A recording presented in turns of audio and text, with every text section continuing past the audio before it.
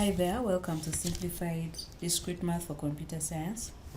So before we get started, we shall have a quick overview of what shall be covered through the entire session.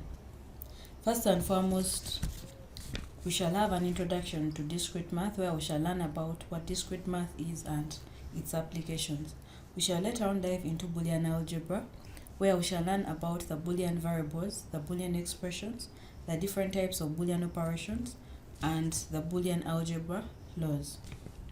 We shall later on dive into the set theory where we shall discuss about sets, the different types of sets, the set applications, the set representations, proving of sets, and some of the laws attached to sets.